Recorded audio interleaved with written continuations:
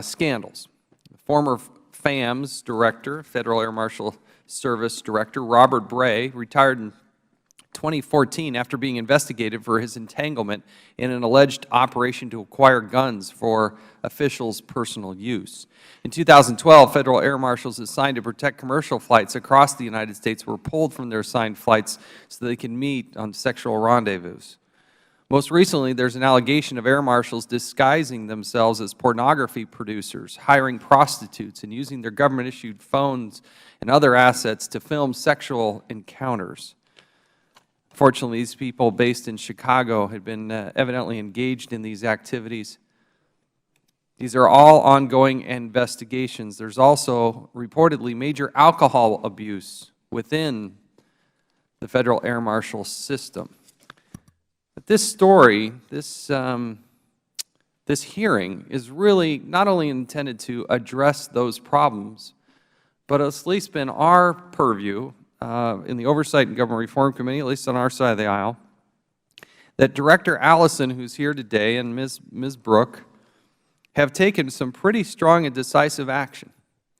Through the course of the first 8 months that I've been chairman of this committee, we have heard a series of different agencies that have come before us and complained that they couldn't take decisive action. Think of the DEA, the Secret Service, the EPA. We've had some very, very salacious misconduct from some of their employees, and yet they weren't fired. They weren't put on administrative leave. They didn't get their security clearances revoked. We had a situation, like I said, with the Secret Service. Within the same department and agency, Homeland Security, why weren't those people's security clearance revoked? But what I found in the interaction, with great concern, hearing about how maybe flight schedules have been manipulated and sexual misconduct going on and inappropriate behavior, really thought that what we were going to find is yet another agency that wasn't dealing with that in an appropriate way. Now, there's more to learn. We're not giving them a free pass. I'm not saying it's the absolute model for where we should be going, but I have been very impressed in the openness and transparency within the Federal Air Marshal system, their interaction with our committee, and what they did in a very decisive and swift manner. So every hearing we do, we're not calling for the resignation of everybody, a lot of them, but in some cases we find something that's actually working well. Because there are misdeeds going on, there are things that are going awry, and we want to learn what they're doing in order to rectify that. So I have the deepest respect for the loyal men and women who work under Director Allison's leadership. They bear a tremendous responsibility. There are some things in this hearing that I'm sure members of the public and members of this committee would be interested in hearing. Some of that is classified. I will interrupt, and I will not tolerate anybody who's trying to get specific details about the number of air marshals, which flights are they on, which flights are they not on, and how they make such selection. That would be reserved for a classified setting, not appropriate in an open hearing. We do not need to tell the terrorists who they are, what they're doing, how they do it. Suffice it to say, I have reviewed some materials that would lead me to believe, A, this service is needed, there is a threat, and it gives me comfort to know that they're on top of it. Now, I worry about what they don't know and who might be on an airplane or getting through security, and that's there are a host of other things that we should do, and Mr. Mike has done great work on this, the security badges and getting through and what the whole TSA is doing and not doing, a totally different subject. But let's talk about the good, the bad, and ugly of what's happening here with the Federal Air Marshals, and let's also give some credit where credit's due when we do root out something that's wrong and dealing with that in a swift manner. So with that, I will yield my time and now recognize the ranking member, the gentleman from Maryland, Mr. Cummings, for his opening statement. Thank you very much, Mr. Chairman, and I do thank you for holding this hearing on allegations of misconduct by employees of the Federal Air Marshal Service. And let me say this from the outset, Mr. Chairman. I agree with you with regard to Administrator Allison. It's so often people in his position seem to skirt around matters when there is wrongdoing in their department. But as you have said to me, both privately and now publicly, he has taken on his responsibilities very diligently and carefully, and has done everything in his power to address the issues at hand, and we do appreciate that. Our committee has been looking into two separate cases. In February, press reports alleged that a TSA employee used her position to gain access to personnel files and flight schedules to identify air marshals she wanted to date. According to these press reports, flight schedules were changed to facilitate, and I quote, sexual trysts, end of quote. On March 2nd, Chairman Chaffetz and I, along with Representatives Micah, Duckworth, DeSantis, and Lynch, wrote to Secretary Johnson at the Department of Homeland Security with regard to this incident. A second incident was reported publicly just yesterday. According to an article by the Associated Press, and I quote, 2 federal air marshals have been suspended amid allegations they hired prostitutes overseas and recorded a sexual encounter with a government-issued device. Obviously, if these allegations are accurate, they are completely inappropriate for anyone, let alone air marshals, charged with securing our skies. These employees must be held accountable, and I know they will be. From our perspective here in Congress, we want to ensure the integrity of the ongoing investigations and disciplinary actions in these cases, so we cannot discuss some of this information publicly. The last thing we want to do is compromise these ongoing investigations. Director Allison, we understand that you and Ms. Book may not be able to testify about certain details of these cases at today's hearing. We fully understand that, and as the Chairman said, I know that he will diligently guard against questions that might go into to those issues. Despite these limitations, however, I want to thank you very much for the detailed briefing you gave to me and to the Chairman last night about these incidents. Based on the limited information the committee has obtained to date, it appears that managers at your agency have been acting appropriately, using existing legal authorities to investigate and take action on these cases. The Chairman has also made clear that he acknowledges the positive steps you have taken to date. And I applaud you for what you said to us just yesterday, that you want to make it possible so that you want to create an atmosphere where these things don't happen, so you don't have to come behind and clean up a mess. Those aren't your words, those are my words.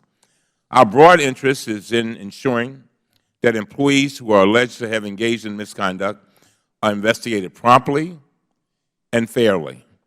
We want bad employees to be rooted out as quickly as possible because they give a bad name to the vast majority of federal workers who devote their entire careers and lives to this nation. And one of the other things that you told us is that you want to make sure that your agency has the very best and has the very best lives up to the highest of standards. And we appreciate that. We also want to protect the rights of employees accused of misconduct to ensure that they have due process to defend themselves against accusations that are false. Director Allison has already taken several steps to improve this process, and I believe the Oversight Committee can also help. For example, my staff members have been working very closely behind the scenes to help the Environmental Protection Agency and its Inspector General develop new protocols to share information about employee misconduct matters. As a result of this work, both the EPA and IG have now advised the committee that they have implemented new processes to take more timely and fair disciplinary actions. They have begun holding bi-weekly meetings to share information about investigations. They are now communicating more frequently about administrative actions, and they are now sharing with agency managers reports of investigation in specific cases. And so, Mr. Chairman, as I close, I have here a joint letter that was sent to the committee from both the EPA and the IG's office detailing some of these improvements and I ask for unanimous consent that it be entered in the record. Without objection, so ordered. I believe this letter shows what we can do if we work hard with the agencies and the investigators to improve their procedures. This type of work does not always get the big headlines, but it makes a real difference. I look forward to hearing from Director Allison and to Ms. Book about whether this procedure or something similar would help TSA as well. And with that, Mr. Chairman, I thank you, and I yield back. Thank the gentleman. We'll hold the record open for 5 legislative days for any members who would like to submit a written statement.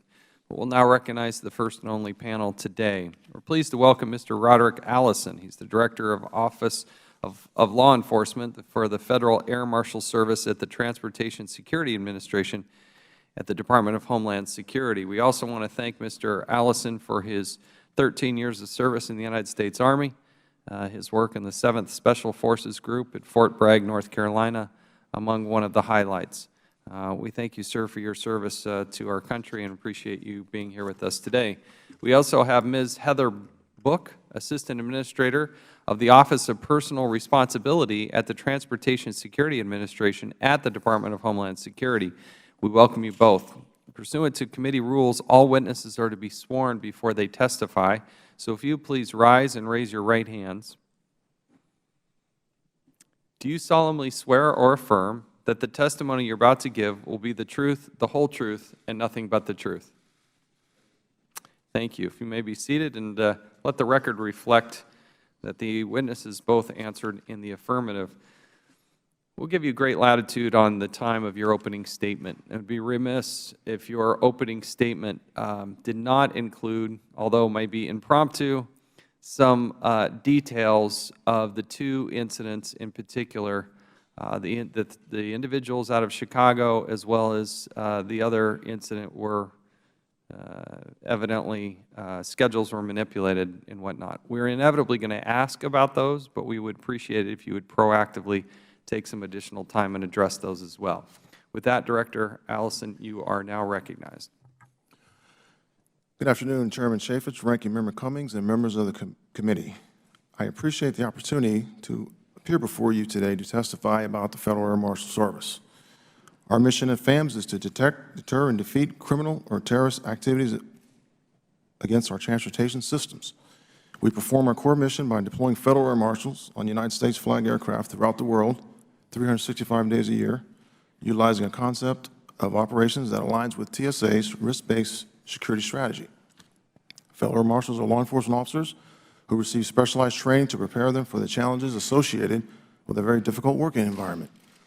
Our officers operate at 30,000 feet in restricted space and have no backup to call upon. The service is unique in its ability to remain flexible and to rapidly deploy hundreds of law enforcement officers in response to specific evolving threats within the transportation domain around the world. I can assure you that the vast majority of Federal Marshals are quiet counterterrorism professionals working diligently every day on thousands of flights a year to protect the traveling public and ensuring our transportation systems are safe. There have been recent media reports on misconduct by FAMS. I can assure you that Administrator Neffringer finds misconduct at any level completely unacceptable. I wholeheartedly share his philosophy and have made it crystal clear to every employee there is no tolerance for misconduct. All personnel are very well aware of our high standards and expectations of professionalism, and that as Federal law enforcement professionals, they are held to a higher standard both on duty and off duty. I share the committee's expectation that we as government employees must demonstrate the highest level of integrity and conform to a rigorous code of conduct. As you know, I cannot comment on pending investigations. However, I can tell you that all allegations of misconduct are immediately referred to TSA's Office of Inspection or the DHS Office of Inspector General for a thorough, impartial, and independent investigation. The results of these investigations are reported to TSA's Office of Professional Responsibility. Investigative findings that are substantiated by these independent investigations may result in severe consequences up to and including removal from Federal service.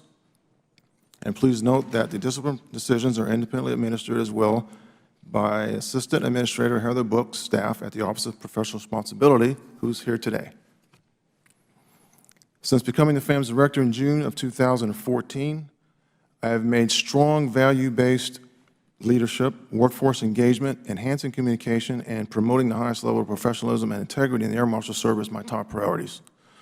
Over the past 16 months, I have personally visited all 22 Federal Air Marshal field offices, and together with the Deputy Director, we have held 50 town hall meetings throughout the FAMS organization. I also use multiple means of communication to ensure open dialogue access at all levels of the workforce. I encourage the use of the Director's email box, personally engage with both the Federal Air Marshal Advisory Council and Supervisory Air Marshal Advisory Council. I utilize an ombudsman and aggressively communicate the availability of support and assistance programs that are available to all employees. Since the vast majority of our employees are dedicated professionals who conduct themselves in an exemplary manner each and every day, I've initiated a number of programs to recognize, award, and thank them. This outreach has provided me the opportunity to highlight and express my appreciation for the outstanding work that is being accomplished by so many. During initial training, all Federal Marshals are provided multiple courses regarding integrity, accountability, and professionalism. We have expanded our in-service training to a variety of topics, including resiliency, critical incident response, and most recently completed mandatory alcohol awareness training. All TSA employees are subject to recurrent annual vetting and on an annual basis certify that they understand and will abide by TSA's employee responsibility and code of conduct. Additionally, FAMs are subject to security clearance determinations and appointments to national security critical sensitive positions following strict adherence to the federally established adjudication guidelines. Nonetheless, these proactive efforts won't prevent all misconduct. There are a handful of employees who may betray the trust bestowed upon them. In these cases, both headquarters and field leaders must and will act appropriately, quickly, and decisively. During my visits, I've stressed to supervisors their responsibility to lead. They are expected to mentor subordinates and to manage minor issues at the local level. I've empowered them to lead by example and foster a law enforcement environment that promotes integrity and accountability. I believe that strong leadership reduces the likelihood of misconduct and performance issues. We continue to provide our workforce with the resources and specialized support required to carry out the mission. As such, FAMS maintains a number of medical programs to include a comprehensive annual physical, health and fitness program, and employee assistance resources. The FAMS medical section is staffed with a physician and other full-time medical professionals who are available to FAMS personnel at any time. FAMS recognizes the value of these programs as our mission is demanding both physically and mentally. We will continue to make these and other employee assistance programs available to our personnel. The Federal Marshal Service is a strong counterterrorism element in the security TSA provides to the traveling public. We take our mission seriously, and our workforce is dedicated to preventing and disrupting both criminal and terrorist acts aboard aircraft within the transportation domain. Our workforce is comprised of exceptional men and women who execute a difficult mission. I am deeply honored to lead this team of counterterrorism professionals, and our nation should be proud of the work they do each and every day to support the goal of securing our transportation systems. I appreciate this committee's interest in our mission as we execute our sworn duties, which are vital to the security of the traveling public. Thank you for the opportunity to appear before you today, and I look forward to answering your questions. Ms. Book, you're now recognized. Thank you. Good afternoon, Chairman Chaffetz, Ranking Member Cummings, and distinguished members of the committee. Thank you for the opportunity to testify today. Our highest priority at TSA is accomplishing the important mission to protect the nation's transportation systems and to ensure freedom of movement for legitimate travel and commerce. Our new administrator, Mr. Peter Neffinger, has committed to ensuring that we continue to pursue our vision of an effective, high-performing counterterrorism organization. We are a security organization, and every member of our team must be focused on this core mission. Most importantly, our new administrator has committed to leading with values that define our agency: integrity, innovation, and team spirit, and he has asked each of our employees to do so as well. Every day, TSA's 57,000 employees serve to ensure the security of our nation's transportation networks, interacting with the traveling public millions of times each day. We screen passengers and baggage at nearly 450 airports across the United States. We deploy Federal Air Marshals on U.S. aircraft worldwide to ensure the safe conduct of flights on high-risk routes and to cover special mission needs. We vet 14 million passenger reservations and 13 million transportation workers against the terrorist watch list every week. The totality of our efforts facilitate safe, secure air travel for 1.8 million people per day. In doing so, the vast, overwhelming majority of our workforce serves with honor and integrity. Our success depends upon the dedication and professionalism of our workforce. Public service is a public trust, demanding adherence to the highest ethical and personal standards of conduct. Because TSA employees interact directly with the public and hold sensitive security positions, their conduct is held to the strictest standards. When a TSA employee fails to live up to those standards, he or she violates that trust and undermines the honorable work that others do, keeping the traveling public safe. For all these reasons, we have no tolerance for misconduct or criminal activity in the workplace. When allegations or incidents of misconduct arise, they are investigated by the DHS Office of Inspector General or by TSA's Office of Inspection, an independent office that reports directly to the TSA Administrator and Deputy Administrator. Office of Inspection reviews allegations and reports them to DHS Office of Inspector General. When OIG elects not to handle the case, Office of Inspection conducts the investigation. The Office of Inspection also conducts independent oversight inspections of operational programs, procedures, and policies. These inspections assess compliance and afford employees an opportunity to discuss allegations of misconduct in a confidential setting. To promote consistency, timeliness, and accountability in the disciplinary process, TSA created the Office of Professional Responsibility, or OPR, the office that I lead. OPR adjudicates all allegations of misconduct involving senior-level employees and law enforcement personnel, including the Federal Air Marshals. OPR officials also review all reports of investigation from the OIG, regardless of the pay grade or seniority of the employee.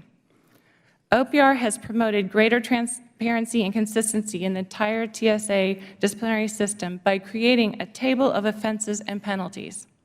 The table provides ranges of penalties for each type of offense and guides the decisions of officials both at OPR and in the field.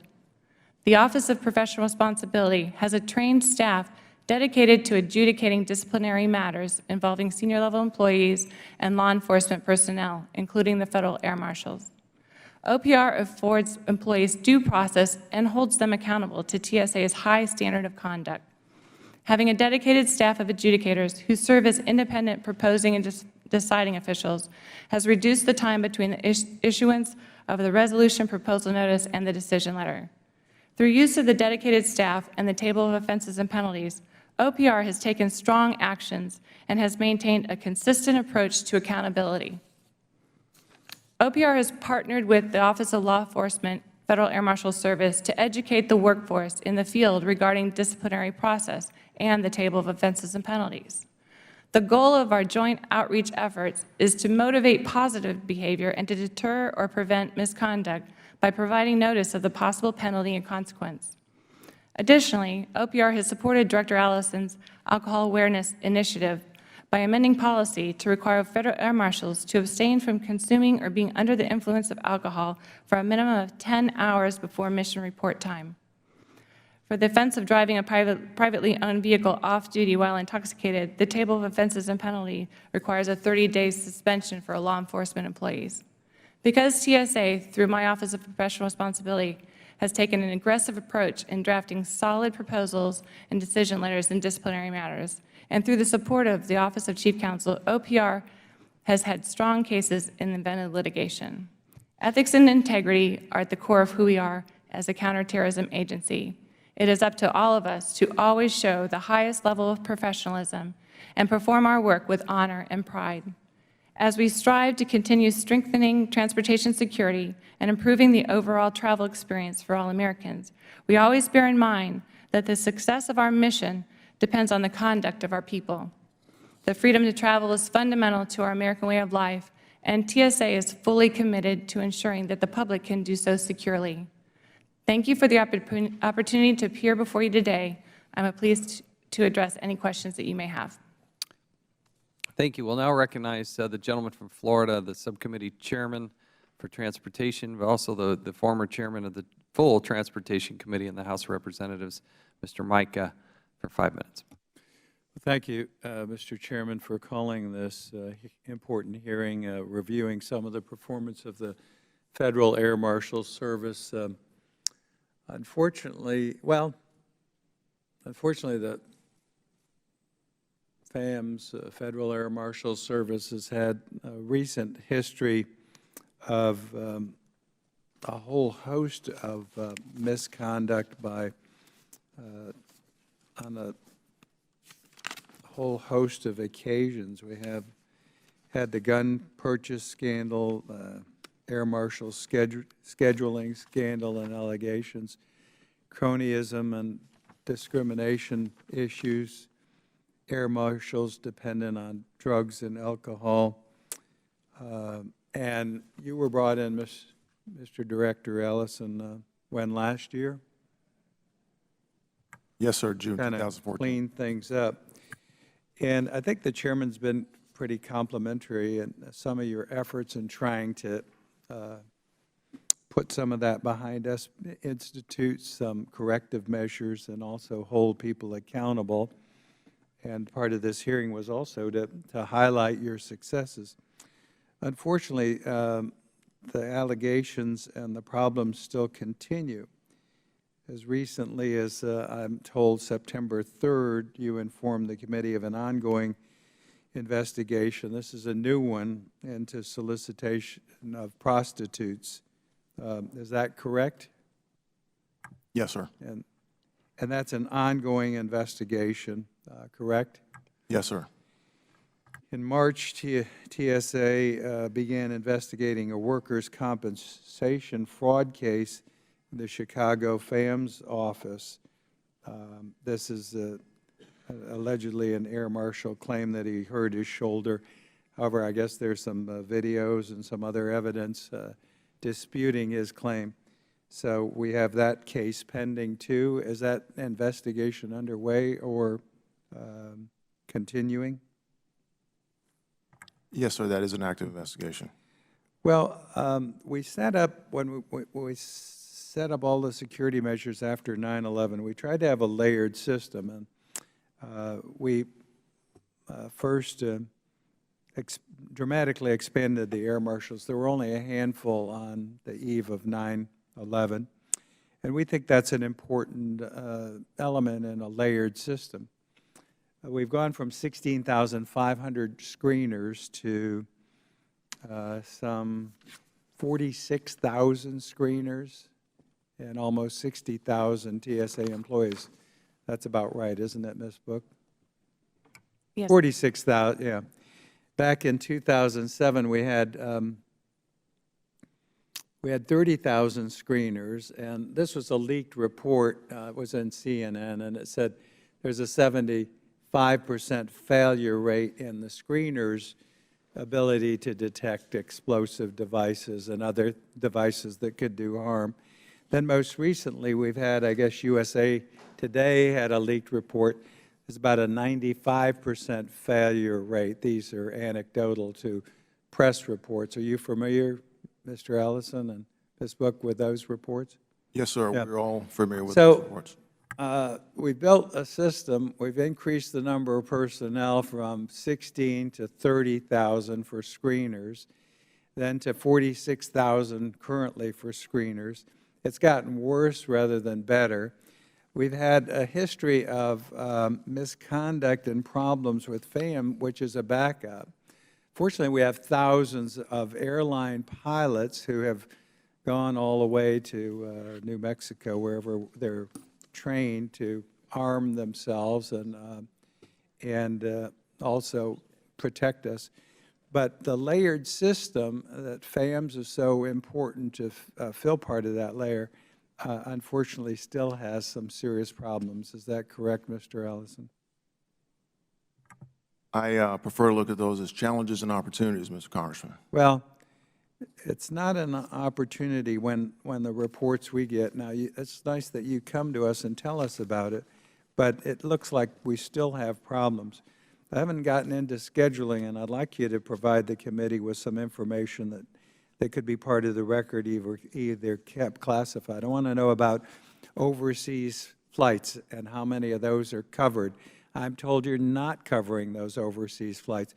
Almost every instance, Richard Reed, the liquid bombers, the diaper bomber, all of these people coming, trying to do us harm are coming in or involve international flights, and you're not properly scheduling folks. So I think that should be reported back to the committee, how many people you have on this and the problems that are not being aired publicly about our most at-risk flights, and then our backup system with air marshals not operating the way it should.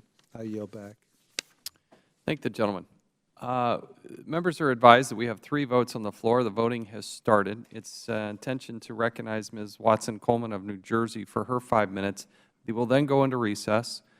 After the votes, we will reconvene. That will be no sooner than 3 p.m. and likely a little bit after that. So if members need to depart to get to the floor, I would advise that they do so. We'll now recognize Ms. Watson-Coleman of New Jersey for 5 minutes and then recess from there. Thank you, Mr. Chairman, but use your influence with the majority so they don't close out the voting before I get there. Thank you for holding this You're on hearing. your own. Good luck with that one. Well, Mr. Allison and Ms. Booker, I want to get to the issue of the day here, which has to do with these allegations and what your agency does when these allegations arise. So I'd like to explore with you a little bit about the authority that the agency has when there are allegations of misconduct, okay? First of all, do these air marshals have to have security clearances?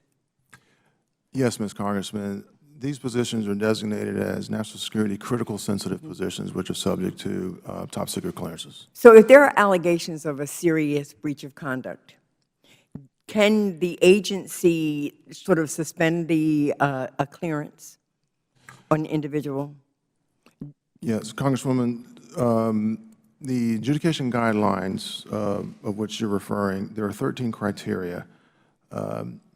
Allegiance to the United States, foreign influence, foreign preference, financial responsibility or irresponsibility, criminality, and so forth. So when these allegations occur, these are actually referred to for investigation first and foremost.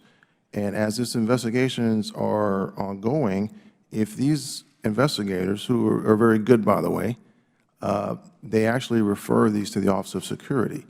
They can, in turn, take a look at that statement or activity and decide if it hinges upon one of the 13 criteria that I identify, either on a continual basis, right, or a one-time sort of egregious incident. From that, they will make or could make an unfavorable determination of whether that individual will be have his clearance suspended or even petition for a revoke. These are two-step processes, and if it's a suspension, the agency, the Federal Marshal Service, will move forward with an indefinite suspension without pay up until the time that this issue is resolved. Well, I was going to ask you about that issue about without pay. But let me understand this. So at the point that the allegation is made, what has to take place before a decision is made that even before the investigation is thoroughly conducted, that the security clearance is suspended, that the individual is not working in that capacity? Does that happen before the investigation is completed, or do you have to go through the investigation in order to do that? Congresswoman, it could happen before. It depends upon the facts and circumstances of the case. Most of the times, these are admissions, right? Sometimes it won't be done based just on an allegation. We need a little bit more than that. But typically, they're based upon admissions or a strong set of facts and circumstances. So the allegations that are a part of this hearing and the reason for this hearing, do they represent the kinds of allegations that would cause the agency to take away the security clearance, put the individual's status in suspension, and or also stop the pay? We found out about this in June, And by mid-July, these individuals were all suspended without pay. So in your experience and with your knowledge, do you believe that you have all the authority that you need to deal with these issues as they come to your attention, or is there something that's lacking that you need that would help you facilitate the resolution of these issues, dealing with these infractions? Congresswoman, I was asked that same question by Ranking Member Cummings last night, and what I told them was, if we're waiting on discipline to be the only measure of which we can mold and shape a model workplace, our arms are going to be tired from taking off all these people's heads. Yeah. So what I believe, and the road that we have embarked upon, is bringing to bear all the resources that we have within the organization: performance management, policy, training, enforcement. Discipline's one of them. The personal security aspect, and then good old-fashioned leadership. Well, I have to tell you, I'm very impressed with your testimony and about your being proactive, about your trying to create an environment of professionalism, how you're both thanking as well as training, as well as holding accountable. So I thank you for answering the questions. I thank you for my time, Mr. Chairman. I yield back. Thank the gentlewoman. As I said previously, we're going to go into recess. We appreciate your patience and understanding. The committee will reconvene at the conclusion of those votes, but we'll say no sooner than 3 minutes after the top of the hour, or 10 minutes after the top of the hour. We stand in recess until then.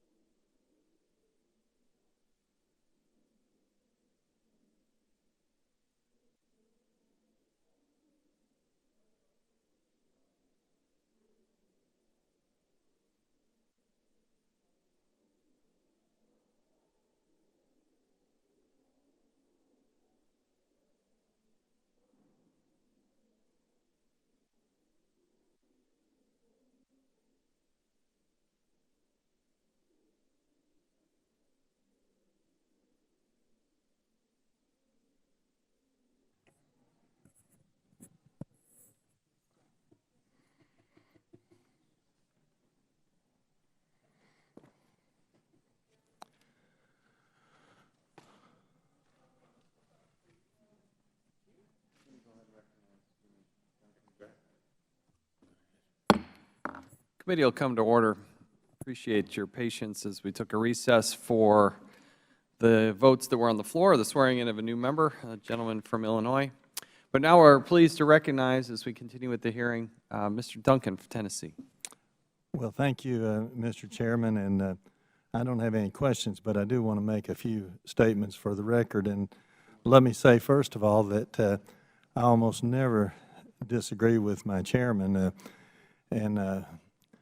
and Ranking Member Cummings is one of the members here that I respect the most. But I personally think this Federal Air Marshal Service is probably the least, or certainly one of the least needed organizations in our entire federal government. And this is no criticism of Director Allison. He's been assigned or given a job, and it's his duty to do the best that he can. And I may have been the first or one of the first to question the need for this organization, but many people have followed that, have done that in the past few years. Graham Slattery wrote in the Harvard Political Review, he said, a third, and for our purposes, final example would be, of course, the Federal Air Marshal Service, not the one of Hollywood's imagination, but the real one, which has come to be a symbol of everything that's wrong with the DHS, the agency in which 4,000 bored cops fly around the country first class, committing more crimes than they stop, and waiting to be among the 0.1% of agents making one of those rare, ephemeral $200 million arrests. And what he's referring to, there was a USA Today article a few years ago that said that there were more air marshals being arrested than arrests by air marshals. There were a few years there where they averaged 4 arrests a year. And this is for an agency that was getting over $800 million a year. And in fact, in the last 10 years, they've gotten almost $9 billion total.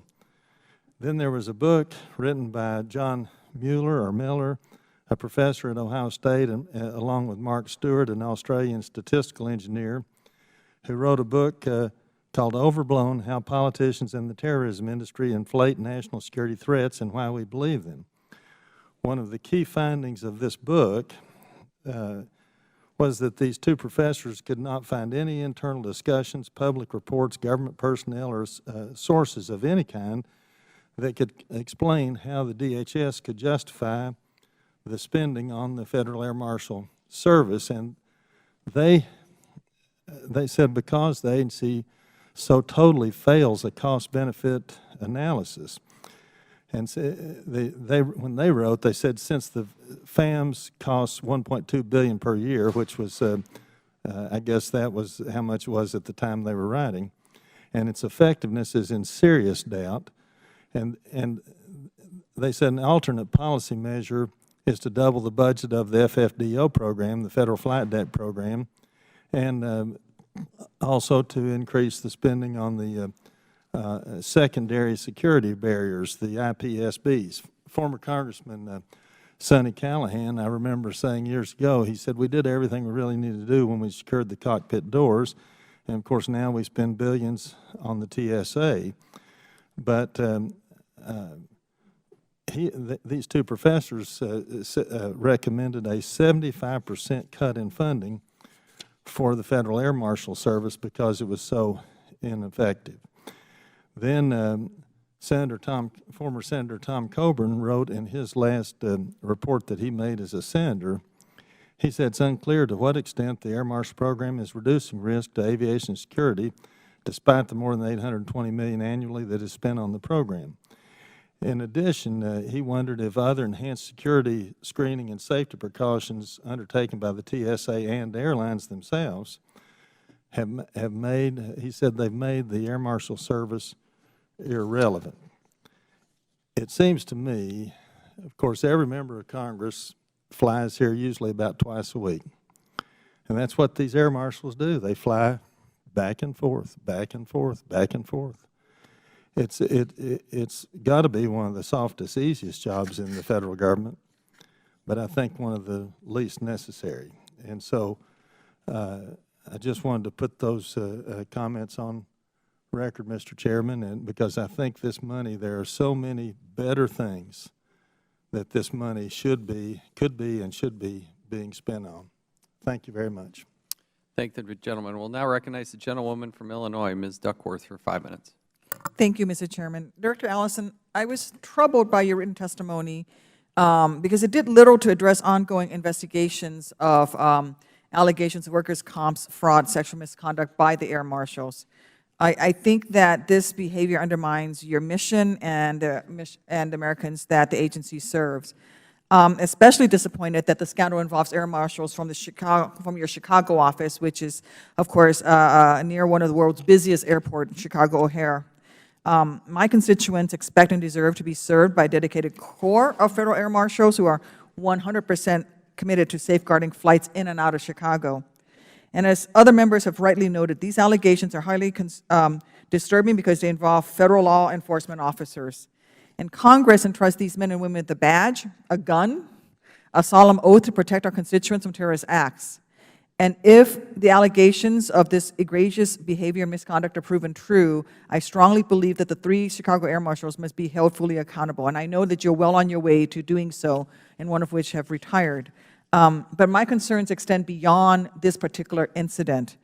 My fundamental questions about the potential weaknesses is in how the Air Marshal Service recruits, vets, and hires new applicants into the job. This scandal that was disclosed last night comes on the heels of another alleged incident of gross misconduct involving your employees earlier this year, and it's simply unacceptable. And now that there are 2 incidents, I want to make sure that these are highly unusual, isolated incidents and not a weakness in the recruiting program. However, this committee can't replace facts with hope. We have an oversight responsibility to examine whether these scandals are symptoms of a deeper, more comprehensive problem that threatens to undermine their service effectiveness in recruiting, evaluating, and hiring potential air marshals. So, Director Allison, can you briefly describe how Federal Air Marshal Service's recruiting, vetting, and hiring system allowed individuals who are suspected of engaging in incredibly inappropriate misconduct to become Federal Air Marshals in the first place? And include in your answers details on the type of after-action review your team conducted to make such a determination. Congresswoman, first of all, let me just state my opinion about the activity that we're talking about here today. For law enforcement officers to engage in this conduct, that really contributes to the scourge of human trafficking is reprehensible. These individuals are a disgrace to the profession. They are a disgrace to our organization. I came from a place in the military where you never embarrass yourself or the organization. And this committee has my commitment that I'm going to take a personal interest in making sure these people are shown the door. To your question about hiring, the vast majority of the air marshals were hired in a stand-up right after 9/11. Since then, we've had a couple of other hiring opportunities. I believe one might have been in 2007 or 8, and subsequent, there was one in 2011. That was the last time we've hired. The good news is we're a learning organization. We've gotten better. And our last hiring effort, we actually infused much more scrutiny upon the folks. So I'm not here to say that I'm not blaming on 9/11 the stand-up. That was a challenging time for a lot of people. But as we move forward, and if I get the opportunity to hire, to your point, we're going to put polygraphs in place, which we weren't doing before. They were all vetted. Everybody had a background check, but background checks are snapshots in time. They don't predict future behavior. So I don't know if I can say unequivocally we didn't do a good job of hiring. I think we can do a better job of hiring, to your point. Will you be doing any type of a formal analysis of the hiring process, perhaps conducting an independent review within your own organization, or perhaps turning to DHS and asking their IG office to do a review for you so that you get a truly independent look at it? I'm certainly willing to ask the IG, but just let me share with you, in the President's budget for this year, we had made a request, but in that process, we actually worked internally with our Office of Human Capital, our Office of Civil Rights and Liberties. We had a a team of people looking at, okay, if we get a chance to hire, what is this going to look like? How are we going to manage this? And what's the best way to move forward? Because we want quality applicants. I would rather not have to deal with bad employees. So I share your concern. I'm out of time. I yield back, Mr. Chairman. Thank you. I now recognize myself for 5 minutes. I want to talk specifically about those that were based in Chicago. This all started because what happened? Well, Mr. Chairman, as I explained to you last night, I cannot give any details on that. So that there was investigation. a suggestion that there was some fraud involved in a disability claim, correct? Go ahead and leave your mic on because I'm going to keep asking here. There was an investigation, and in the conduct of that investigation, they found activity that led to what we're here talking about today, And and which is still ongoing, by the way. what leads you to believe it's ongoing? There was a disability fraud allegation. Is that going to be prosecuted? I do know that that was referred to the U.S. Attorney's Office. And what did they tell you? They told me I should contact the U.S. Attorney's Office. And did they tell you they're going to prosecute it? I did not get that, Mr. Chairman. What I got was for details relating to, This is the concern, is that they're actually not going to prosecute it. What happened? What's the disposition of the other people? everybody involved in this How many scheme. people? There were 3. The other 2 people, what's happened to the other 2? All of the individuals involved were put on indefinite suspension without pay, and 1 individual has resigned. When you put them on indefinite suspension without pay, which I think is probably the due course to doing that, what was the time from when you heard about it till you actually were able to do that, put them on suspension? We were notified sometime around the 2nd or 3rd week of June, and by the middle of July, I believe they were on indefinite suspension. What was the highest rank of the person implicated? Most of our line employees are, we have a pay banding system, but equivalent to the GS system, more or less, the 13 level. They weren't supervisors, to your, I get. They were not supervisors. Did any of these 3 individuals have misconduct in their past record or disciplinary action? Mr. Chairman, I'm not aware, if it was minor. Do you think these individuals believe their behavior is condoned? I'm not asking if it was condoned by you. I'm asking if these individuals believe their supervisors would look the other way. Did they believe their supervisors engaged in similar type of behavior, or that the media wasn't involved and so therefore it wouldn't be an issue? I do not know, Mr. Chairman, but I can just tell you that the majority of our people, when they hear about these things, they're sickened. So for them to, as you stated, assume that it was okay, I think it's a case where they must have thought it was okay, and they must have thought they weren't going to get caught. Were any of these were 3 men, correct? Yes, sir. Were they involved and engaged in sexual misconduct with anybody that was underage? I'm not aware of that, Mr. Chairman.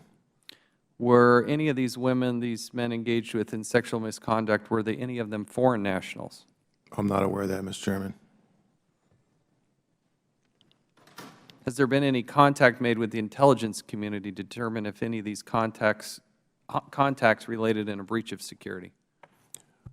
Well, one, I'm not sure there was anybody that was a foreign individual, but, so no, we haven't contacted the intelligence. And this was not an isolated incident, was it? Meaning, sir? That it didn't just happen once, I'm not aware of the frequency. but it was more than once. I suspect you're right. What you mentioned, we've talked about prevalence of potential alcohol abuse in FAMs. How would you assess the situation, and what specifically are you doing about it? So, Mr. Chairman, the suggestion that there's alcohol abuse, I'm not aware of that. I will tell you that my 23 months that I spent in the Office of Inspection before I became the FAMS director, and by the way, I had no idea I was coming to be the FAMS director, it didn't take a rocket science to figure out that Mr. Booz was an enabling factor with a lot of off-duty misconduct, domestic violence issues, DUIs. So upon taking the position, the first thing I did was order the orchestration of an alcohol awareness program, which was really founded on two individuals who poured their heart and souls out on this video and talked about how alcohol ruined their lives. They almost died. And so the point of that was to say to the workforce, if you have a problem, come forth, we're going to help you. So I'm on there talking about the mission, our reputation as an organization. The Federal Air Marshals are talking about what alcohol did to them, the fact that they're still productive members of the organization. We have the medical people talking about the assistance that's available to them. And also the personal security chief talks about what can happen if if it's not managed appropriately. So I ordered that to be completed. It was, the product exceeded my expectations, tribute to my staff. Everybody in the organization had received that training by May of this year. And as I yield back my time, I guess this is one of the things that impresses me about you specifically, about this organization, the management you provided, is taking a proactive stance and taking proactive measures to deal with something that was obviously an issue. It's not simply unique to FAMS. It is an issue that a lot of law enforcement deal with, and I think it was very appropriate that you did that, and I appreciate you doing that. My time's exceeded. I will yield back and now recognize Ms. Lawrence for 5 minutes. Thank you, Mr. Chairman. Director Allison and Ms. Book, thank you for being here today. I appreciate you being here. The alleged misconduct of Federal Air Marshals that have been reported in the media, if it is true, is outrageous and unacceptable. I understand that discussing specifics of these allegations could jeopardize ongoing investigations, and we don't want that to happen. But without going into specific investigations, we do have an opportunity, and I really appreciate what I just heard you say, Director Allison. We have the opportunity to discuss positive policy changes that agencies can implement to ensure that serious misconduct is dealt with quickly and fairly. So my question to you today, in addition to the EPA and IG,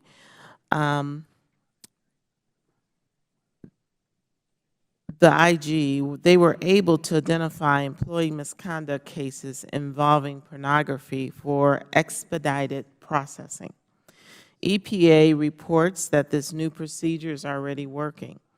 They have taken prompt administrative action in 2 misconduct cases since initiating ongoing communications with the Office of Inspector General. Director Allison, can you let me know, is there a similar process for the Federal Air Marshal Service in which investigators, management, and leadership communicate with the goal of streamlining the disciplinary process? Sure, Congresswoman. So the good news is we've been doing that probably for about 4 years. And we're a little bit different, and I saw the memo that was provided to me last night by the staff. We're a little bit different organized at EPA. So we do have a DHS-IG, but within TSA, we do have an Office of Inspection where there are criminal investigators that do investigations. And so similarly, what you described is when these investigations are occurring, if the facts and circumstances present themselves and gives us an opportunity to take an administrative action, we will do that. Now, all cases are different. You know, sometimes the U.S. Attorney's Office is involved and you can't share the information, but to your point, we look for opportunities when we can, where we can. Well, I want to thank you, but I just want to say that the bad apples in any organization tend to get all the media. We recognize that. But we don't want to overlook the way that agencies are streamlining their disciplinary processes without sacrificing the due process rights for federal employees. I do want to say that your leadership, your responsibility of stepping up and addressing this issue, and I understand there's some things you can't speak on, but representing, being a member of Congress and expecting our federal agencies to conduct themselves at a level that would be respective of the taxpayers' investment in their jobs and our expectations of their performance. I expect leadership. I appreciate the fact that you did meet with the chairman and our ranking member. I appreciate that.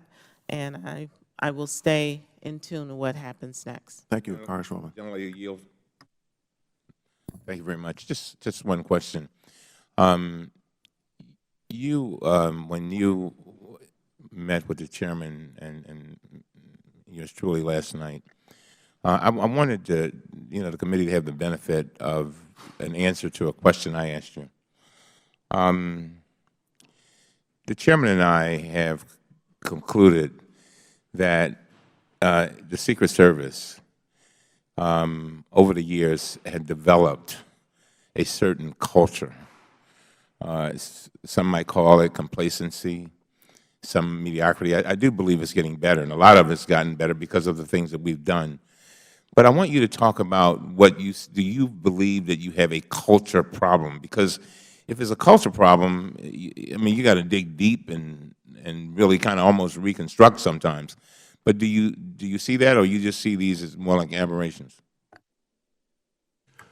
So, Mr. Ranking Member, what I see is having the benefit of being to every field office. Now, granted, there are some limitations, because if I go to an office today, New York, for example, there may be 75 fellow air marshals. If I stay the night, I'll see a different 75. So I can't get to everybody.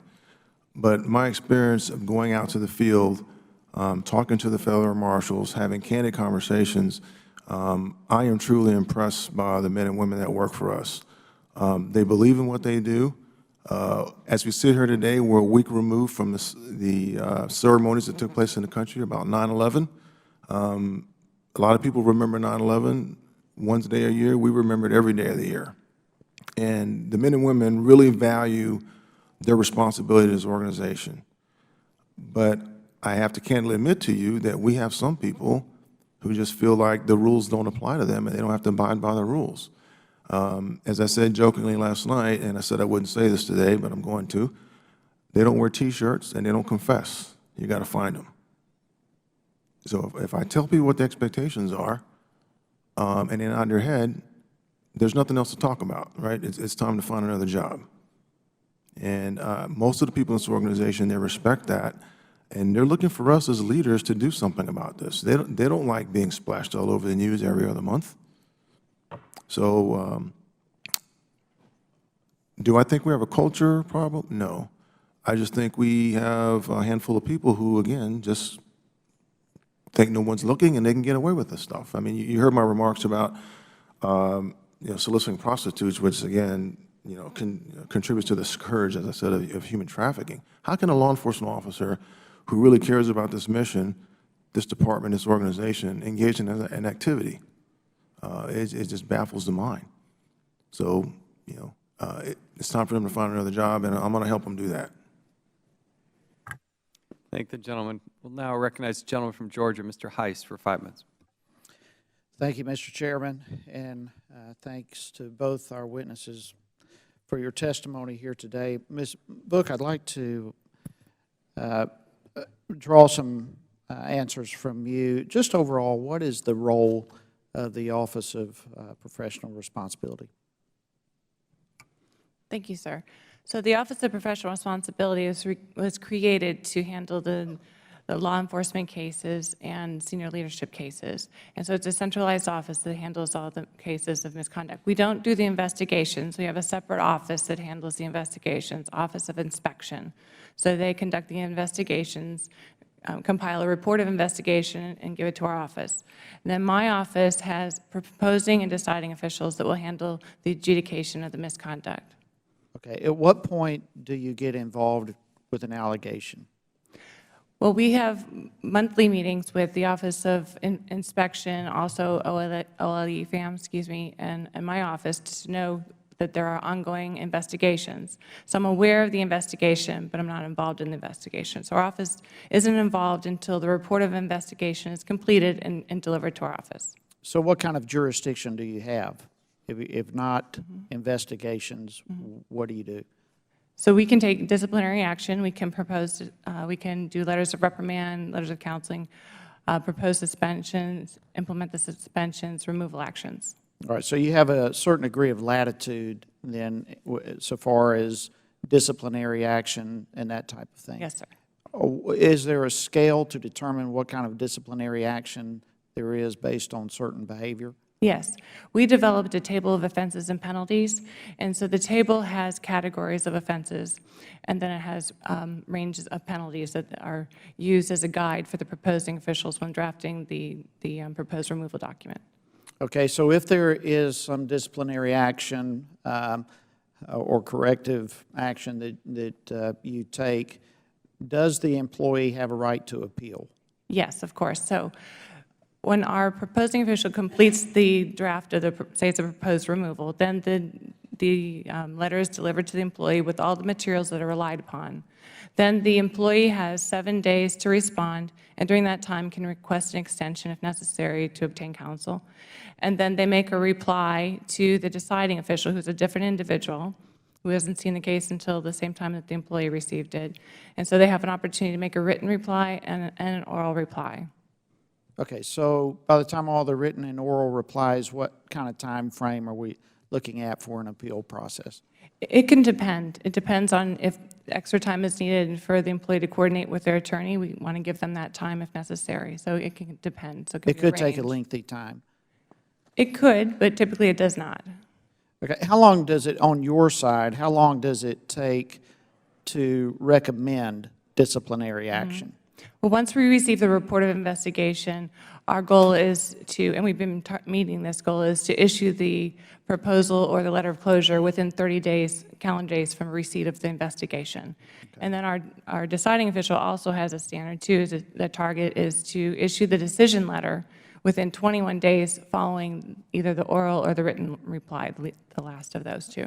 Okay, does your disciplinary action include removal of employees? And if so, what is the cost, what's involved in removing someone? It does. We do have authority to remove the employee, and I'm not understanding the question for the cost.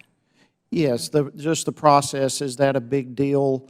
Does it cost the agency time and money and research investigation? Of course, you don't do all the investigation, but is it a big deal to have someone removed? Yes, it takes a lot of work. Yes, it does. I have a dedicated staff to do it, so that's why we're able to do it more quickly. So I have a dedicated staff of 30 people. Do you feel you have the sufficient tools needed to proceed with adequate and sufficient disciplinary action when needed? I do. Thank you. Okay. So you would not think from our perspective there is more that should be done. You have everything you need to deal with the issues like what we're talking about today. Yes, I can't think of anything else that we would need. Okay. All right. Thank you very much. And Chairman, I yield back. Thank you. We'll now recognize Ms. Kelly for 5 minutes. Thank you, Mr. Chair. Thank you both for being here. I, too, want to express, thank you both for being here. I, too, want to express my concern regarding the allegations reported by ABC, the channel I watch, in Chicago, the city that I represent. But I also want to give you the opportunity, Director Allison, to talk more about the positives. You shared with the chairman about the program dealing with alcohol, but can you talk more about the town hall meetings or the thank you campaign that you're doing? What are some of the good things? Sure. You know, I really get a lot of enjoyment out of the town hall visits. You know, you walk in the room, and when I was a soldier, it was a big deal when the general showed up. I don't think I'm important, but everybody else seems to. But it's imperative to have those conversations with our workforce to tell them, this is where we are, this is what we're working on, am I looking at the right things, what say you, and give them an opportunity to ask questions. They range anywhere from what's the future of the organization to I heard about this change, I heard about that change, and the longer it goes, inevitably it gets down to personal issues, but that's what I'm there for. It's extremely invaluable because out of that process, what we've learned, or what I learned, was in our effort over the years to really enforce policies and discipline, I think we, it might sound counterintuitive that we're talking about today, probably went a little bit too far to the point where we had a culture of writing people up. And what I mean is, you don't want to have a place where your good people are walking on eggshells.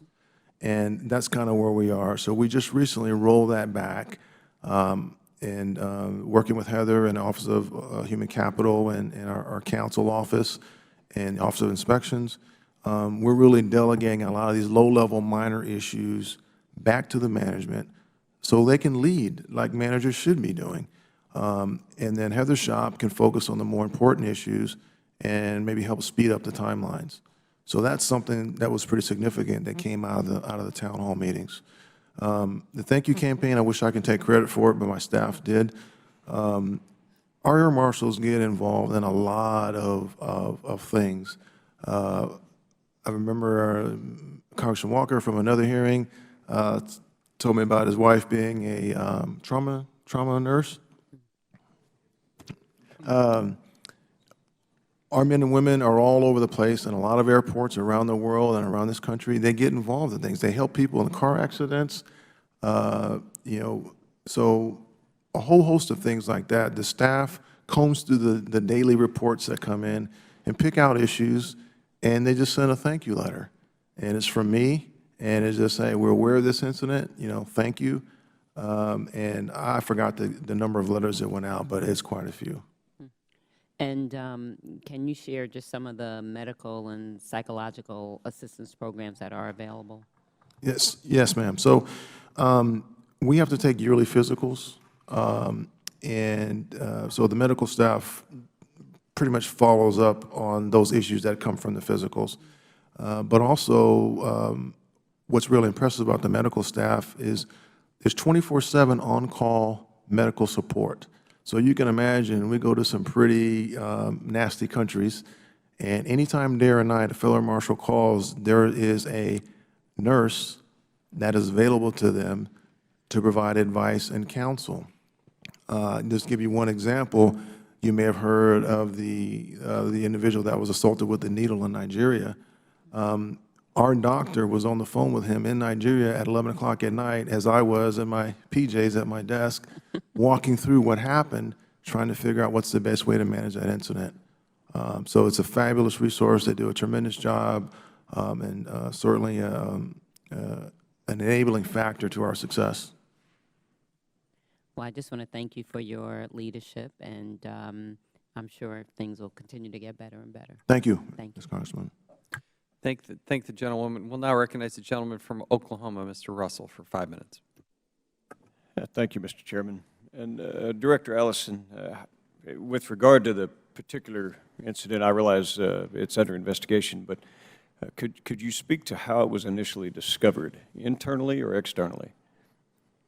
Our Office of Inspection was running the initial investigation. And with that in view, for either one of you or both, how many of the most egregious incidents of misconduct have not been discovered by internal audits, inspections, or investigations? I'm not sure I understand your question. I guess I'm curious to know, the hallmark of a professional organization is that it discovers its own warts and makes corrections. So how many of these most egregious incidents that you come to testify on have not been discovered by internal audits, investigations, or inspections? Sir, I'll take the question. I can't give you a specific number. I'm not in the Office of Inspections, but the Office of Inspection does have a hotline. It's a confidential number that can be called by the employees, and they can report allegations of misconduct. Would you characterize that the vast majority have been discovered internally by your organizations and then it becomes public, or vice versa? I couldn't speak to that. I'm sorry. So in this particular instance, this was found by us, and then it became public. Yeah, and that's really kind of the point I'm trying to make, is that the hallmark of a professional organization, it discovers its own warts. And, you know, Mr. Chairman, with regard to one of our colleagues using the line of reasoning that, you know, the irrelevancy of the Federal Air Marshal Program due to sexual misconduct incidents, I'm mindful of the number of members of Congress over the years that have committed sexual misconduct. One list has over 60. But no one would suggest that maybe we ought to eliminate Congress because of these trysts. And I think it's important to note that. It doesn't mean that we don't have problems. I think you've displayed some professionalism here today in how that you go after these incidents, and that we have to do them because of the secretive nature of some of the work. A lot of the good news stories, intercepts, the incidents of terrorism that never happened will never go reported. And so I just wanted to say thanks, you know, but there is obviously a lot more that can be done. Now, you've detailed some of those things in lack of a better term, establishing a good command climate or a good control of the organization. Alcohol, wine, women, and song has been the bane of law enforcers and soldiers for, what, millennia. What other than these sensing sessions or alcohol intervention programs, what other than that, though, are you doing to directly interface somebody's moral conduct and moral fiber so that when you're not present and they are by themselves, that they'll do the right thing? Could you speak to that? Sure. As you stated, Mr. Congressman, it comes down to individual accountability, right? That's what it comes to. So as leaders, we have the opportunity to influence people, suggest and coach and mentor them that they will do the right thing. And the good news is the majority of our people do the right thing. I've had town halls where I had people, let me give you an example. I started this job June 1st, which is a Sunday. On Wednesday, I was in the Baltimore field office in 2014, had a town hall, probably 75 people in that room. In August, there was a gentleman who found himself in Des Moines, Iowa on a DUI at 11:30 at night and tried to make his flight the next day. He was in that town hall, sitting right there taking notes for his squad. He's got to go, and he's gone. And so you do your best to try to reach people, convince them to do the right thing. A lot of us do it because of a sense of duty and purpose and pride of the mission. Maybe some people are just here to collect a check. That's fine as long as they're doing the right thing. Yeah, welcome aboard, but you got to do the right thing. Well, one thing that might be helpful, and you know, with appreciation to the sensitive nature of the work, is the scope and scale to show incidents, vice number of people that are doing the job. I'm going to ask you to speak to those numbers here, but it might be very useful for us to see the scope and scale, and it really, you know, these are either a major percentage or a problem, or maybe they're in isolation and they've been discovered internally by your organization. And with that, Mr. Chairman, I yield back. Thank the gentleman. Now recognize the gentleman from California, Mr. Desaunier, for 5 minutes. Thank you, Mr. Chairman and Ranking Member.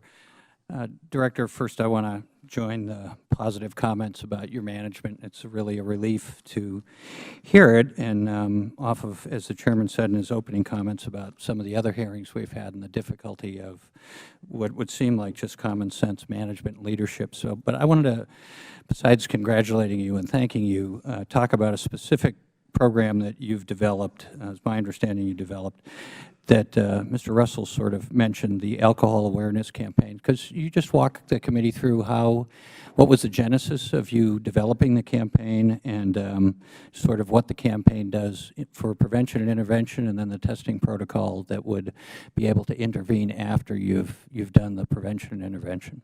Sure. So, Mr. Congressman, I was telling the chairman, the ranking member, that having been in inspection, I saw where a lot of misconduct was associated with what I call Mr. Booze. And so what we wanted to do was give our employees, an opportunity and let them know that if you have a problem, which is very difficult as I come to learn, come forth and we're going to help you.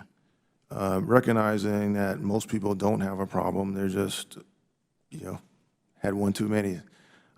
So the idea was to provide an avenue, an educational forum, and everybody had to take it. So now I know either you have a problem, if you don't have a problem, that means you know better, right?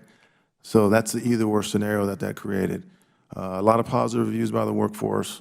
It's very gut-wrenching when you hear these two gentlemen, and I hope they're watching today. Very courageous for them to come forth and tell their story, and both of them almost died. I'm happy to share with anybody who would like to see it if you so desire.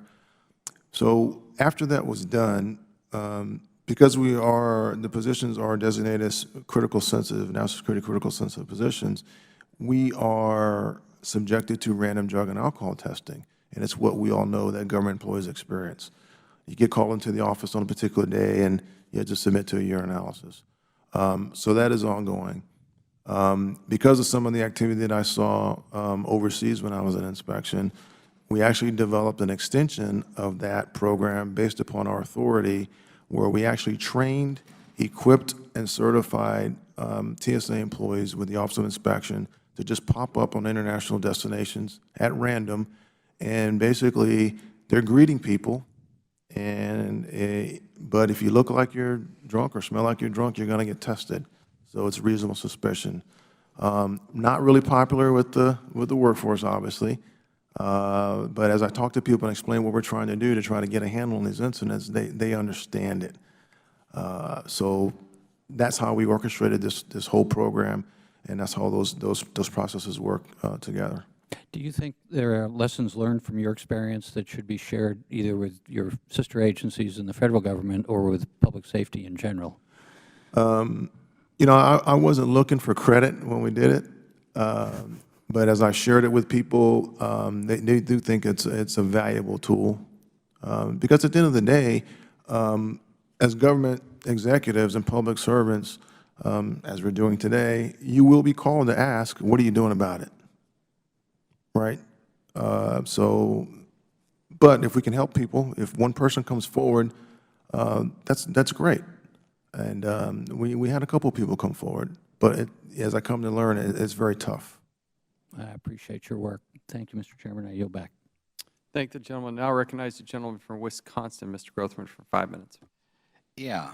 It's a little disturbing that you have to go through a program to tell people they shouldn't be working while drunk, but I'm glad you're having success with your program.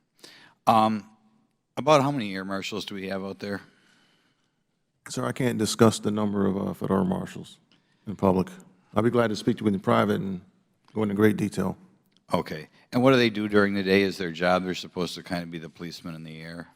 Well, pursuant to the Aviation Transportation and Security Act that was passed back in 2002 after 9/11, we are responsible for detecting and deterring and defeating criminal acts, which means we are aviation security specialists on U.S. flagged air carriers. So does that mean basically their job consists of sitting on an airplane and being the policeman? Their job is to be security, yes, aviation security. They hang around the airports otherwise, or what is my job if I spend 40 hours a week as an air marshal? What am I doing? The majority of the time of the air marshals, they're flying. They're actually on flights. Last year, and I was trying to tell from your budget, make a wild stab at how many people we had working there. I mean, I've never heard on a personal level in the times that I've flown, or anybody else that I've ever talked to has flown, a time when somebody was arrested on an airplane. I'm sure it happens. Last year, how many incidents in which somebody had to be arrested or removed from an airplane did your guys come up with? I don't know the number, but I would be confident telling you it wasn't that many.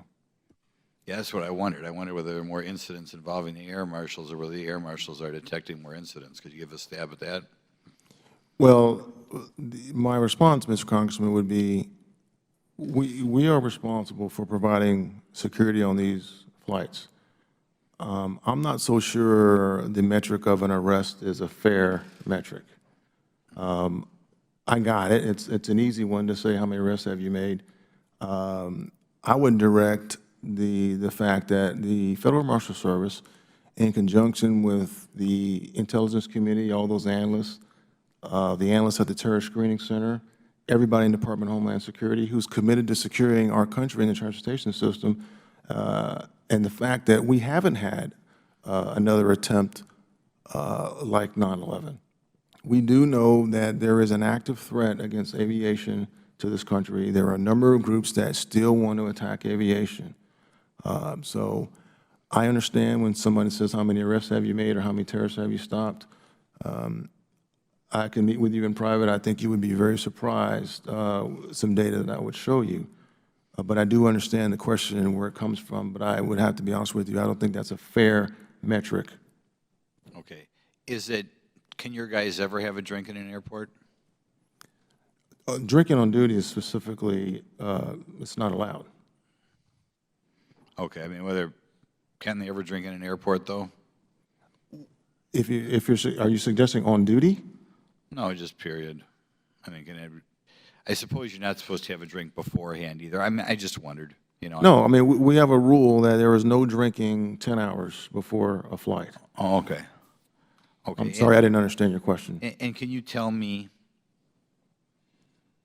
I guess everything here is secret, are they on all U.S. like flag carriers or just carriers that leave the United States or? Yes, so we have authority to fly only on U.S. flag carriers. There are some 26,000 flights per day. Obviously, we're not on all of those flights. But we also do foreign and domestic flights. Okay. And does that mean if I'm flying United, I don't know if they do from London to Rome, I might get one of your guys on there? Or does that mean it would have to be a flight coming or going from the United States? If it's a U.S. air carrier, which I don't know if there's one that goes from London to Rome, but if it's a U.S. air carrier, there could be an air marshal on that flight. So we do some international flights, Tokyo to Thailand and Amsterdam, I think, and another location. Okay. And are you ever involved in stuff other than on the airplane? I mean, might your guys just be hanging around the airport looking for stuff, or is it basically on an airplane type? Yes, sir. We manage the Viper program. I don't know if you've heard of that, the Visible Intermodal Prevention and Response. And so there was legislation and appropriation given to the Federal Marshal Service to provide a visible deterrent within the aviation and surface venues. And you may have seen that at Union Station on the recent holiday with the Secretary. Okay. Thank you very much. I'll yield the remainder of my time. Thank the gentleman. Now recognize the ranking member, Mr. Cummings, for 5 minutes. Thank you very much. Director Allison, let me ask you this.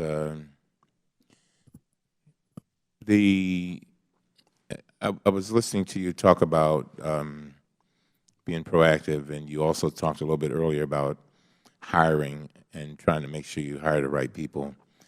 And in this committee, we've been dealing with the Secret Service. In my community, we have been dealing with the Baltimore City Police.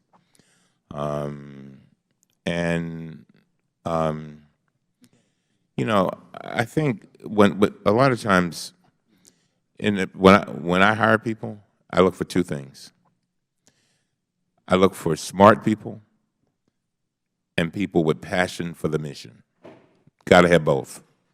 One without the other doesn't work. Because if they've got passion for the mission, if they're smart and got passion for the mission, like you said, there's certain things they're just not going to do. They're not going to do it. Then, I mean, in other words, negative things, going against the mission. It's sort of like going against yourself. And I was just, I'm listening to you, and I was thinking, I think people can supervise with a culture of fear or with a culture of inclusiveness and excellence. And it's just like, I sit on the board of the Naval Academy, and there's not a time that I meet with those midshipmen after our board meetings that I am not filled with just phenomenal admiration. You know why? Because they have both. They have a passion for the mission and this country, and they're smart. And so they basically sort of self-govern. I guess that's where you're trying to get to. People self-govern because they want to be a part of the elite of the elite. And I was just wondering, I just kind of throw those concepts out there because I think sometimes we approach things from the back door with, gotcha, gotcha, gotcha. And I think there's a natural inclination, if you are supervising with a gotcha, somebody's going to try to duck and dodge in the process. But if everybody's being lifted up, my theory is the people who are not about the mission are going to fall off. Because you know why? The people who are about it aren't going to tolerate it. They're just not going to tolerate it. Or they're going to be, or the person who's not about the mission is going to feel so uncomfortable that it's just not, they know it's not going to work. And I just wanted to, I've listened to all of what you said, and I was just wondering, how does what I just said, if any of it, fit into your philosophy of supervision? And the reason why it's so important, the chairman is right. We have folk come in here all the time, and it's almost like they are in supervisory roles, but they seem as if they don't want to admit if there's a problem. And if there is a problem, they don't want to take the appropriate action to address it, with due process, of course. So I was just curious as to your feelings on it. Sure, Mr. Congressman. Leadership philosophy, I comport myself with the philosophy of mission first, people always, right? Those aren't diametrically opposed. And you're right. I think somewhere along the way, and again, I've had some tremendous opportunities working for the government. I attended some wonderful leadership courses, and we all learn and grow as we progress through the federal government, and you get more and more responsibility. So you are right; it is a learning exercise. And specifically to your point, as you were talking, I wrote down something I had heard along the way, which is it's better to be a charismatic leader that inspires performance than a tyrannical one that demands it. And that's where we want to be, because that's when you're going to get the most bang for your buck. As I said to you guys last night, if we can inspire people, coach people, mentor people, instill the mission, we're going to be in a lot better place rather than waiting and being that person that you described that says, I got you. That does not work. We know that does not work. I know that does not work. So we need to be a place where every person in the organization has pride in the organization, some degree of pride, a lot or little, some degree of pride. And you're not just here to collect a check. And once we get to that place, that's the place we want to be. You're exactly right. Now, one of the things that, how do you feel about the morale in your agency overall? The morale in the organization? Yeah, the morale. The only way I have to gauge that, Mr. Congressman, is through the surveys that come out every year, and they're not good. We had one when I first took over that I had it, and I own it. I'm not making excuses. I'm in charge, so that was done before I got there, but I own it. It was very low. So that is challenging. How do you get the morale up? In some respects, morale is an individual decision. We all have an opportunity to come to work every day and decide how we're going to feel. My morale's high. I feel good when I come into work. I'm energized. I'm excited. And I can create the environment for morale, right? I can do things that are fair, that are transparent. We can communicate with our employees. We can let them know that we support them. So that is a challenge, and the department, as you're well aware, has taken on this quite feverishly over the couple of years. So as senior leaders, we're all working on it. Yeah. Last question, and I ask you and Ms. Book. I want to be real clear. So you all feel that you have the tools that you need. You don't need anything else from us. Is that right? To deal with discipline and things of that nature. Ms. Book? Thank you. Yes, we have all the tools that we need to deal with the discipline. Director? I believe the same as well. Thank you very much. Now I recognize the gentleman from North Carolina, Mr. Walker, for 5 minutes. Thank you, Mr. Chairman. Director Allison, when did you start? When was your official start date? June 1st, 2014. It was a Sunday. Okay, all right, okay. So you're what, 18, 19 months into the job? Something like that, sir. Okay. About how many hours a week do you work on this process? Because you got a hunch, but I wanted to hear from you. Probably about 11 hours a day. Okay. Obviously, you do your homework because 3 months ago, you remembered our conversation from the Committee on Homeland Security conversation, and I appreciate you doing that. If I can think back with you, I remember we talked about some of the abuses of the Federal Air Marshal from a financial or fiscal standpoint, some of the first-class flying, and how are we trimming back, and how are we doing it? In those 3 or 4 months, can you just mention, have we made some improvements there? Sure. I actually went back immediately, and we have an industry engagement organization. They're very aggressive. They have a lot of reach back into the industry, and I proposed that series of questions to them the very next day. And I've actually went back to them a couple of times. So we haven't heard anything, which is good news. But at the same time, we made it very clear, if you are aware of abuses, if you are knowledgeable of abuses, report it, and we'll look into it. But it is kind of tough to acknowledge just because you're not going out in groups. This is kind of an honor system, which is kind of what kind of led us to this other predicament and situation. So as far as self-reporting, you lead and supervise and direct an environment that's kind of tough when you're out there by yourself. Is that fair? That is fair, but with respect to the context of the question that you asked, if members of the airline industry believe that there are abuses, they have complete autonomy and freedom to report those incidents to us. I mean, does that happen? Do they know that? I mean, I mean, is there some kind of protocol that people in the airline industry know who to contact when they see abuses? There are routine meetings between this industry engagement and the airlines. We actually run a liaison unit within the Federal Marshal Service that has constant dialogue with the airlines. 2 more points I want to make quickly during my time. As we said months ago, we talked about the fiscal problems and how much we're spending. I think Chairman Duncan mentioned close to $1 billion since we've launched this program. So you have from that people very, very well good arguments as far as the concern about that. Now we have one that kind of hits it from another angle, which I'll call behavioral problems. You see where it makes it tough to say this program continues to be legitimized as far as something needed, and I'd like for you to maybe take a minute to respond to that.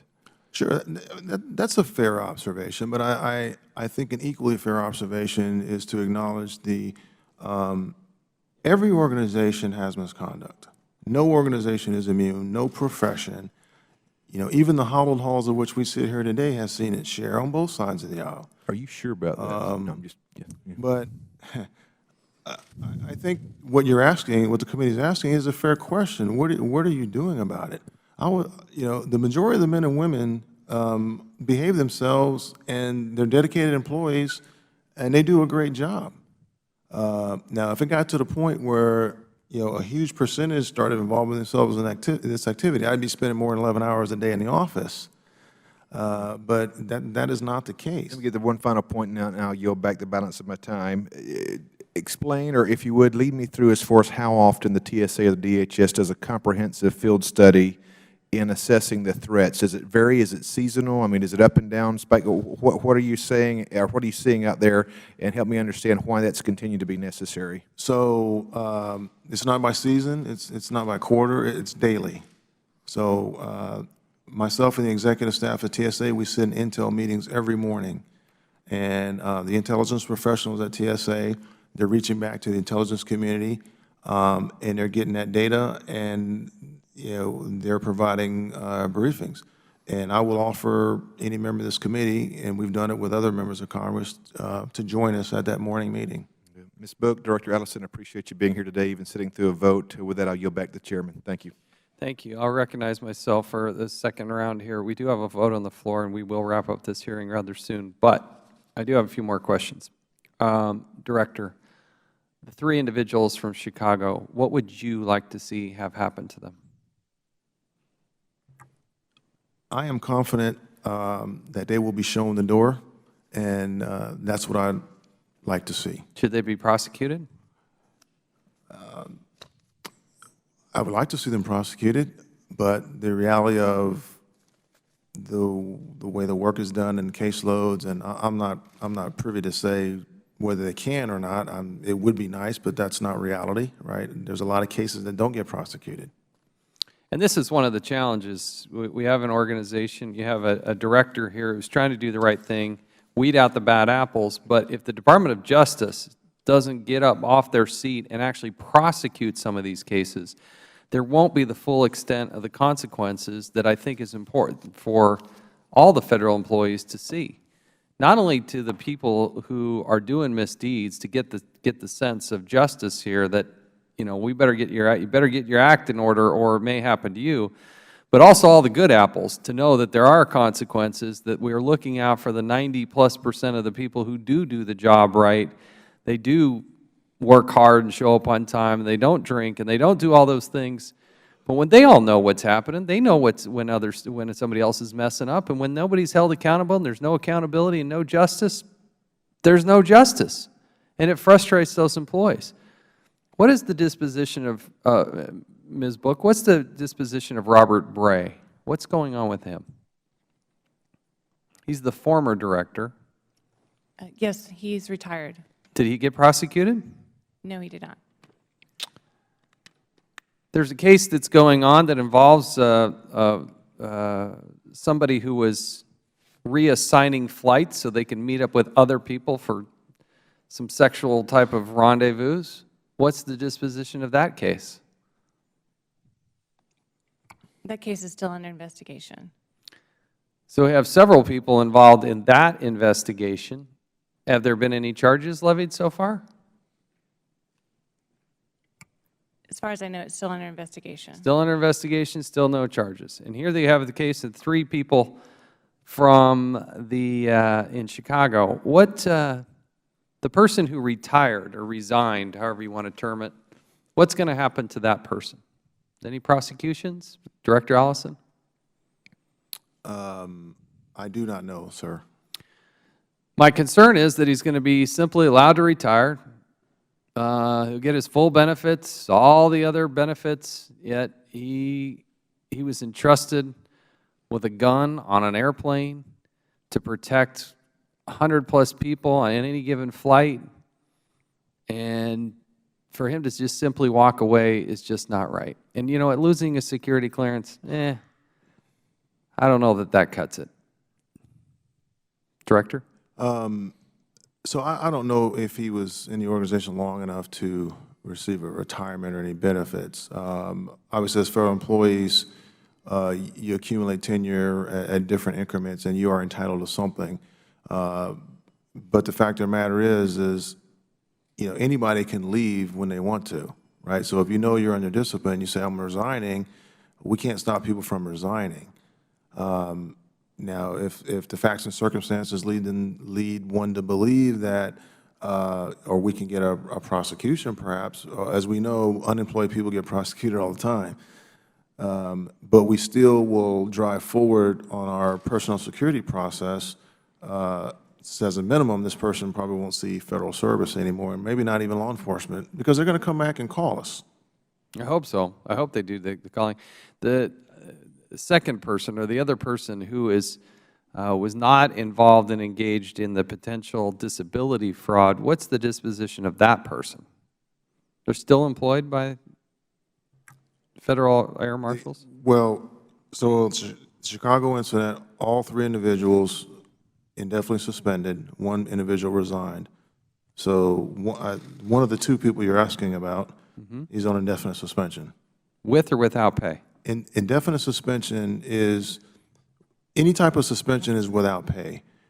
A regular suspension is usually defined by a period of time, 3 days, 7 days, 35 days, 45 days, et cetera. Indefinite suspension has no time limit. So he will sit on indefinite suspension until the conclusion of this investigation. And do you have discretion to make that decision? Yes, we do. Now, this is the disconnect, and I was mentioning this to Ranking Member Cummings. We have had similar situations in other departments and agencies, and some within Homeland Security. We've had the director or the administrator of the EPA, obviously not part of Homeland Security, but we did have the director of the Secret Service here, and we've had the former director, she's now resigned, of administrator of the Drug Enforcement Agency. All 3 of which led us to believe that their hands were essentially tied on revoking of security clearances. I like the fact that you have discretion and you can make this decision and that you can move forward. Can you help me if it could provide any insight? Why is it that you have that ability and you're exercising it as opposed to these others who say, there's nothing I can do? Well, Mr. Chairman, I'm not sure, I can't speak for the service or the DEA. I can tell you unequivocally, this is what we do. We abide with strict guidance or strict adherence to the personal security guidelines, and we are lawfully exercising what's our authority to do. And I think one of the major differences here is leadership. And I'm not saying you got it perfect, and I think it's important we continue to engage with you in oversight, but your openness and willingness to engage in that oversight, your proactive communication with the committee speaks volumes about you and your organization. It is imperative that we figure this out for other departments and agencies, because I do think there's a lack of leadership. It leads to a negative culture, and I think it leads to inaction, and that inaction festers. If you don't dig out the root of the problem, it becomes a bigger infection. And I like the fact that you're addressing this head on. I encourage you to please, please continue to do that. And to the rest of the Federal Government, let's learn from these lessons, root out the waste, fraud, and abuse, applaud and support the good men and women, the overwhelming majority who do it and do it the right way. And with that, I will yield back. We'll recognize the Ranking Member as we go. Mr. Chairman, I'll be very brief. First of all, Director Allison and Ms. Book, I don't know whether you watch our hearings often. I've watched every one of them. You must have an exciting life. That's a long flight he's on, I tell you. But rarely are we able to jointly give these kind of compliments, and that's why I say that. But they're meant very sincerely. It's always good to have an example of what should be done, and I think that now that we hear about what you're doing, it helps us. And I know you want to stay in your lane. I got that, but you are presenting an example of the way it should be done. And now, we're going to, I hate to tell you this, but we're going to hold other agencies to the same standard.